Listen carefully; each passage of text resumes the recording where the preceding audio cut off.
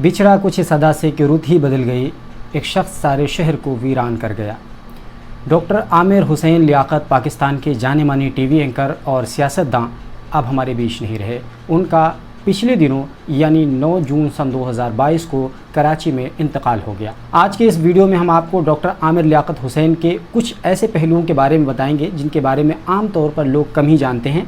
साथ ही साथ आपको ये भी बताएंगे कि उनकी तीसरी बीवी रही दानिया शाह ने उनकी मौत पर क्या कुछ कहा, उनकी सास का क्या रिएक्शन सामने आया, और ये भी आपको बताएंगे कि आखिर उनका पोस्टमार्टम क्यों नहीं हो पाया। साथ ही साथ आपको ये भी पता चल जाएगा कि भारत के लोग डॉक्टर आमिर लियाकत हुसैन को किस तरीके से याद करते हैं और उन्हें वो लोग कैसा समझते थे। तो सबसे पहले यहाँ से शुरू करते हैं कि पाकिस्तान में डॉक्टर आमिर लियाकत हुसैन एक ऐसा चेहरा जिसको बच्चा बच्चा जानता था, क्योंकि पाकिस्तान में रमज़ान ट्रांसमिशन की शुरुआत करने वाले, उसकी बुनियाद डालने वाले दरअसल आमिर लियाकत हुसैन ही थे। और उन्होंने ही सबसे पहले जियो चैनल पर आलिम ऑनलाइन के नाम से एक शो की शुरुआत की थी। ऑनलाइन लोग उलमा से मसाइल पूछते थे, जो उनके प्लेटफॉर्म पर आ करके हर मकतबे फ़िक्र के उलमा जमा होते थे। तो डॉक्टर आमिर लियाकत हुसैन टीवी जगत का एक ऐसा चेहरा थे जिस तरीके से आज हम रवीश कुमार को कह लें, हिंदुस्तान में कुछ इसी तरह का चेहरा थे डॉक्टर आमिर लियाकत हुसैन। मैं उनकी क्रेडिबिलिटी की बात नहीं कर रहा हूँ, मैं फेमस चेहरे की बात कर रहा हूँ। बाद में जब पॉलिटिशियन बने और पॉलिटिक्स ज्वाइन किया, सबसे पहले वो MQM यानी अल्ताफ़ हुसैन वाली पार्टी, मुत्तहिदा कौमी महाज़, उससे शुरुआत की। और उसके बाद में अंततः 2018 में उन्होंने PTI ज्वाइन कर ली, यानी पाकिस्तान तहरीक इंसाफ। हालांकि उससे भी सुबकदोश हो गए थे, लेकिन वो MNA थे, यानी member of national assembly Pakistan के थे। और वो लास्ट आखिरी लम्हे तक पाकिस्तान के सियासतदान के तौर पर वो बहुत ही ज़्यादा फ़ाल और एक्टिव थे। हालांकि जब उनकी जो तीसरी बीवी थी, उनका नाम था दानिया शाह, जब उनसे उनका खटपट हुआ, उनका मामला हुआ और उन्होंने कुछ वीडियोस वायरल कर दिए। और वीडियोस किस तरीके से वायरल कर दिया, आप सब ने देखा होगा कि उन्होंने वीडियो वायरल कर दिया कि वो बरहना है और अपने घर में, और कथित तौर पर एक डिबिया भी वायरल कर दी जिसमें वो कथित तौर पर, मैं उसकी तस्दीक नहीं कर रहा हूँ, दानिया शाह के मुताबिक वो उसमें ड्रग्स लेते हुए दिख रहे हैं। तो इस तरीके से जब उनका एक किरदार कुशी की गई तो डॉक्टर आमिर लियाकत हुसैन बहुत ज़्यादा दिल बर्दाश्ता हो गए थे। और इतने ज़्यादा दिल बर्दाश्ता हो गए थे कि उन्होंने रोते हुए एक वीडियो रिकॉर्ड किया था और उसमें अपनी तमाम बातें कही थी। और उन्होंने ये बताया था कि हमने 22 साल पाकिस्तान के लिए क्या कुछ दिया है, हमने पाकिस्तान के लिए क्या कुछ किया है, लेकिन आज हमारी किरदार कुशी की जा रही है। अगर आपको हमारे बारे में पूछना हो तो चंद लोगों से पूछ लीजिए। उन्होंने कई सारे नाम लिए, जैसे कि उन्होंने कहा कि हामिद मीर से पूछ लीजिए, उन्होंने कहा कि वसीम बादामी से पूछ लीजिए, उन्होंने कहा कि मुबश्शिर लुक़मान से पूछ लीजिए हमारे बारे में कि हम कैसे हैं, और बहुत सारे लोगों का नाम लिया था। और इतना ज़्यादा वो आहत हो गए थे कि रोते हुए उन्होंने कहा था कि हम इस देश को छोड़ के चले जाएंगे। लेकिन शायद किसे पता था कि अभी चंद दिनों ये कहने वाला व्यक्ति कि हम इस देश को छोड़ के चले जाएंगे, यानी पाकिस्तान छोड़ के चले जाएंगे, वो दुनिया ही छोड़ के चला गया। बहरहाल डॉक्टर आमिर हुसैन लियाकत के ज़िंदगी के वो अनपहलू हम आपको बता रहे हैं जो आम तौर पर लोगों को जानकारी नहीं है, उनके बारे में पता नहीं है। डॉक्टर आमिर लियाकत हुसैन दरअसल उन्होंने अपने सहाफ़ती करियर की शुरुआत जो की थी, वो अगर इलेक्ट्रॉनिक मीडिया की बात करें तो सबसे पहले उन्होंने जियो के साथ उसकी शुरुआत की। उसके बाद में फिर एक्सप्रेस के साथ जुड़े और फिर ARY के साथ जुड़े और अंततः उन्होंने बोल न्यूज़ के साथ अपने सफ़र की शुरुआत की और बोल न्यूज़ पर वो प्रोग्राम्स करते रहे। सबसे पहले उनका एक प्रोग्राम था ऐसे नहीं चलेगा, जो इस वक्त आजकल डॉक्टर फ़ैज़ा अकबर होस्ट कर रही हैं। तो सबसे पहले वो जो प्रोग्राम था वो डॉक्टर आमिर लियाकत हुसैन का ही प्रोग्राम था, ऐसे नहीं चलेगा। वो आउटडोर भी शूटिंग किया करते थे, स्टूडियो में भी शूटिंग किया करते थे। इस तरीके से बहुत ही कामयाबी के साथ वो उस पर प्रोग्राम किया करते थे। बाद में जब डॉक्टर फ़ैज़ा अकबर वो प्रोग्राम करने लगी तो डॉक्टर आमिर लियाकत हुसैन दूसरी एक्टिविटी करने लगे, जैसे चैम्पियन वो करते थे और उसमें बोल पर वो प्रोग्राम आया करता था। बहरहाल डॉक्टर आमिर लियाकत हुसैन जिस तरीके से सहाफ़ती दुनिया में बहुत ज़्यादा नाम कमाया, उसी तरह से सियासत की ज़िंदगी में भी बहुत ज़्यादा वो फ़ाल और एक्टिव रहे। बहरहाल डॉक्टर आमिर लियाकत हुसैन के ज़ाती ज़िंदगी की हम थोड़ा सा बात कर लें तो डॉक्टर आमिर लियाकत हुसैन उन्होंने 3 शादियाँ की। सबसे पहली शादी बुशरा नाम की खातून से हुई और उससे उनका खुला हो गया था, तलाक नहीं खुला हो गया था, यानी बुशरा ने खुला ले लिया था, जिसके बारे में डॉक्टर आमिर लियाकत हुसैन ने बाद में कहा था कि बुशरा एक अच्छी मदर तो हो सकती हैं लेकिन अच्छी बीवी नहीं हो सकती हैं। उनसे उनके 2 बच्चे हुए, एक लड़की हुई, एक लड़का।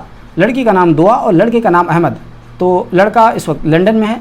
और मैं आपको बता दूं कि दूसरी बीवी जिसका नाम था तूबा, तो तूबा से उनका तलाक हो गया।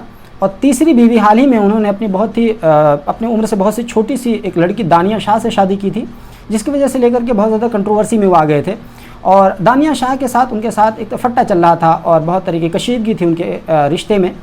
اور انتتہ دانیہ شاہ ان سے علیحدہ ہو گئی تھیں، علیحدگی اختیار کر لی تھی، اور دانیہ شاہ سے ان کے تعلقات اتنے زیادہ کشیدہ ہو گئے تھے کہ دانیہ شاہ نے ہی ان کا وہ ویڈیو وائرل کر دیا تھا جس کو لے کر کے وہ بہت زیادہ آہت تھے اور جس کو لے کر کے انہوں نے پاکستان چھوڑنے کی بات کہی تھی۔ بہرحال تو دانیہ شاہ کا جو معاملہ تھا وہ دھیرے دھیرے سدھر رہا تھا، کیونکہ ابھی کل بول نیوز کے ایک پترکار نے دانیہ شاہ اور ان کی والدہ سے بات چیت کرتے ہوئے پوچھا کہ ڈاکٹر عامر لیاقت حسین کے بارے میں آپ کیا کہتے ہیں، جبکہ اب وہ اس دنیا میں نہیں ہیں۔ تو ڈاکٹر عامر لیاقت حسین کی جو ساس تھیں انہوں نے کہا کہ وہ میرا بیٹا تھا، معاملات دھیرے دھیرے صحیح ہو رہے تھے، صلح کی گنجائش بن گئی تھی، انہوں نے ہم سے معافی مانگ لی تھی اور کہا تھا کہ ہم آئیں گے اور آپ کی بیٹی کو لے جائیں گے، اور وہ ہمارا بیٹا تھا، ہمارے بیٹے جیسا تھا، ہم اس سے محبت کرتے ہیں۔ اور وہیں جب دانیہ شاہ سے انہوں نے بات چیت کی تو دانیہ شاہ سے پوچھا آپ ڈاکٹر عامر لیاقت حسین کے بارے میں کیا کہیں گی ایسے موقع پر، تو دانیہ شاہ نے کہا کہ جو کچھ بھی ہوا ایک برا وقت تھا، برا وقت گزر جاتا ہے، اللہ تعالیٰ ان کی مغفرت فرمائے، ہمارے حالات دھیرے دھیرے ٹھیک ہو رہے تھے، معمول پر آ رہے تھے، اور معاملات ٹھیک ہونے کے پہلے ہی ان کا انتقال ہو گیا، مجھے بہت افسوس ہے۔ اور جب پترکار نے ان سے پوچھا کہ کیا آپ ڈاکٹر لیاقت حسین کو معاف کر دیں گی، تو انہوں نے کہا ہم نے انہیں معاف کر دیا۔ تو ڈاکٹر عامر لیاقت حسین کی بیوہ اور ڈاکٹر عامر لیاقت حسین کی ساس کا یہ ورژن آپ نے سنا۔ اب آئیے آپ کو بتاتے ہیں کہ ڈاکٹر عامر لیاقت حسین کنٹروورسی میں کب رہے ہیں۔ دراصل کنٹروورسی تو ان کے ساتھ ایسے چولی دامن کا ساتھ رہی ہے۔ کنٹروورسی بہت زیادہ تب بڑھ گئی تھی جب انہوں نے جنید جمشید کی والدہ کو فاحشہ کہہ دیا تھا۔ آپ کو یاد ہوگا جنید جمشید جو ایک سنگر تھے پاکستان کی، پھر انہوں نے توبہ کی اور توبہ کرنے کے بعد میں انہوں نے دین اور تبلیغ کا کام کرنا شروع کیا، اور انہوں نے اسی دوران تبلیغ کے کام ہی کے دوران حضرت عائشہ صدیقہ رضی اللہ تعالیٰ عنہ کے تعلق سے انہوں نے ایک نازیبہ کلمات کہہ دیے تھے۔ میں ان کی نیت پہ شک نہیں کرتا ہوں، ان کے الفاظ کا انتخاب ٹھیک نہیں تھا، تو انہوں نے حالانکہ بعد میں انہوں نے اس سے معافی مانگ لی تھی اور یہ کہا تھا کہ میری جہالت کی وجہ سے جو کچھ بھی ہوا میں اس کے لیے اپنی قوم سے اور اللہ سے بھی معافی مانگتا ہوں۔ تو اس طریقے سے جنید جمشید کا جب یہ معاملہ سامنے آیا تو ڈاکٹر عامر لیاقت حسین نے اس پر بہت سخت آپتی جتائی اور انہوں نے کہا جو اماں عائشہ کا نہیں ہو سکا وہ فاحشہ سے ہوا ہوگا، یعنی جنید جمشید کی والدہ کو انہوں نے فاحشہ کہا، جس کے بعد جنید جمشید نے اس کو بہت درد بھرے انداز میں ایک ٹویٹ کے مادھیم سے درشایا تھا۔ اور آپ کو یاد ہوگا کہ جنید جمشید جب اس کے بعد آئے تھے تو ایئرپورٹ پہ ان کا کس طریقے سے سواگت ہوا تھا، میں کہتا ہوں اس کو مار پیٹ کی گئی تھی ان کے ساتھ، یعنی بہت بدتمیزی کے ساتھ لوگوں نے پیش آیا تھا۔ حالانکہ جنید جمشید نے معافی بھی مانگ لی تھی اس کے باوجود بھی، اور پھر بعد میں جنید جمشید کا حویلیہ میں انتقال ہو گیا تھا، ایک پلین کریش میں ان کی بیوی بھی ان کے ساتھ میں تھی۔ تو اس طریقے سے وہ کنٹروورسی میں آئے تھے اور اس کو لے کر کے بہت زیادہ ڈاکٹر عامر لیاقت کی فضیحت بھی ہوئی تھی کہ جنید جمشید جو توبہ بھی کر چکا ہے، معافی بھی مانگ چکا ہے، اس کے باوجود بھی آپ اس کی والدہ کو اس طرح کی بات کہہ رہے ہیں جو کہ اس دنیا میں نہیں ہے۔ تو ڈاکٹر عامر لیاقت حسین کی بڑی فضیحت ہوئی تھی۔ اور دوسری فضیحت ان کی تب ہوئی تھی جب انہوں نے ایک ٹی وی شو کے دوران ہی مشہور ڈرامہ نویس خلیل الرحمان قمر کو نہ صرف برا بھلا کہا تھا، بلکہ انہوں نے کہا تھا کہ میں اب تک یہ سمجھتا تھا کہ خلیل الرحمان قمر ایک بدتمیز انسان ہے، بلکہ اب مجھے یہ لگتا ہے کہ ان کو سائیکیٹرسٹ کی ضرورت ہے، یعنی ان کو ڈاکٹر کی ضرورت ہے۔ لیکن خلیل الرحمان قمر نے اس پہ کوئی ریئیکشن نہیں دیا تھا۔ آپ کو یاد ہوگا جب وہ پورا پاکستان میں 8 مارچ یعنی یوم خواتین کے موقع پر ماروی سرمد والا واقعہ چل رہا تھا، جس میں ماروی سرمد نے نعرہ دیا تھا کہ میرا جسم میری مرضی، اور اس کے بعد میں انہوں نے خلیل الرحمان قمر اور ماروی سرمد دونوں ایک ہی ٹی وی ڈیبیٹ میں تھے، اور ماروی سرمد نے کہا تھا کہ میرا جسم میری مرضی، تو خلیل الرحمان قمر کو غصہ آ گیا تھا، انہوں نے کہا تھا بیوی تیری جسم میں ہے کیا، میں تیری جسم پہ تھوکتا ہوں۔ اور اسی کے نتیجے میں یعنی اسی کے ریئیکشن میں ڈاکٹر عامر لیاقت حسین نے خلیل الرحمان قمر کو یہ تمام باتیں کہی تھی۔ تو اس وقت بھی ڈاکٹر عامر لیاقت حسین کی بہت زیادہ فضیحت ہوئی تھی اور ان کو بہت زیادہ کنٹروورسی کا سامنا کرنا پڑا تھا۔ اسی طریقے سے ڈاکٹر عامر لیاقت حسین کی ذاتی زندگی کو تب بہت زیادہ دھچکا لگا تھا جب ان کا کیمرے کے پیچھے کا ایک ویڈیو وائرل ہو گیا تھا۔ کیمرہ دراصل آن ہو گیا تھا اور رمضان کے مہینے میں سحری کے موقع پر وہ ٹرانسمیشن کر رہے تھے، پروگرام کر رہے تھے، اور اس دوران وہ کچھ گالی گلوچ کر رہے تھے، ایک عام سڑک چھاپ بھاشا کا استعمال کیا تھا۔